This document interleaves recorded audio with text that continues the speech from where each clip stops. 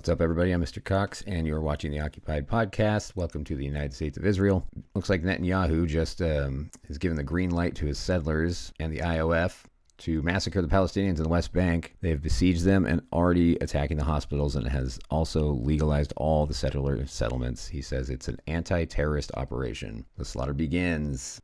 So that's all in Spanish. We're not going to listen to that. But yep, they're pouring in there, fucking shit up. Fun fact today, the United States is responsible for 13 to 23 million deaths in at least 28 countries. Now that's from occupation, intervention, regime change, you name it. We are the terrorists. The cartel, the Mexican government is now reporting that the cartels, the weapons they found, when they find cartel weapons, when they raid places, seize their equipment, they're finding the weapons are of Israeli and U.S. origin. So not only is the United States and Israel constantly beating the war drum and killing millions and millions of people around the entire world, and lying to its citizens about it while we foot the bill, they're actually arming the cartels as well. So I don't know what you want to make about that, but I think it's time everyone stops paying taxes. We got to do something before this comes back here.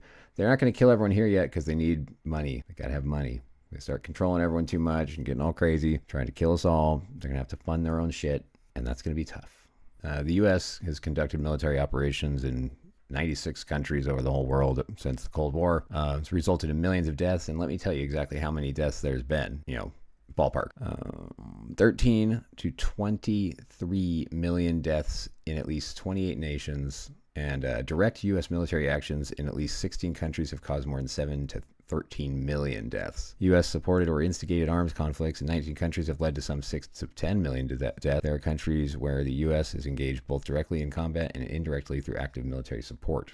These figures do not include casualties from all the governments the U.S. has supported military in their domestic conflicts against supposed insurgents and other political oppositions.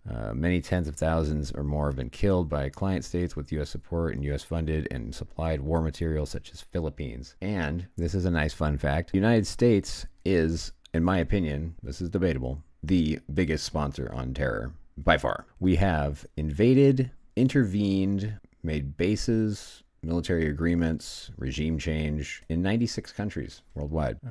These operations started during the Cold War as the United States sought to prevent communist expansion and continued today under self-declared war on terror. Who does it sound like the terrorist is? The U.S. deploys its military forces under various pretexts, including peacekeeping, humanitarian intervention, enforcement of international law, or democratization, alliance building, counterterrorism, and ironically, even preventing war. Its interventions range from direct military actions to covert operations to military support for client states, lasting from days or weeks to over many years. The results are significant loss of life. The first proxy war of the Cold War in Greece was 1947 to 1950, when the U.S.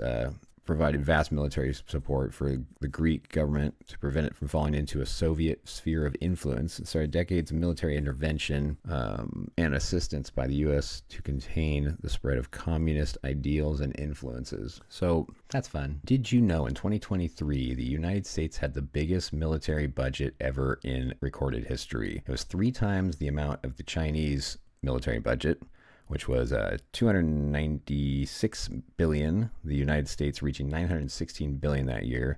And it was more than 20 countries combined. Those countries are Russia, India, Saudi Arabia, United Kingdom, Germany, Ukraine, France, Japan, South Korea, Italy, Australia, Poland, Israel, Canada, Spain, Brazil, Algeria, Netherlands, Taiwan, and Turkey combined. Roll that one around for a bit. Why all the military spending in 2023? Weird. We weren't even at war. What do we need that big of a budget for that shines all those countries and triple the Chinese spending?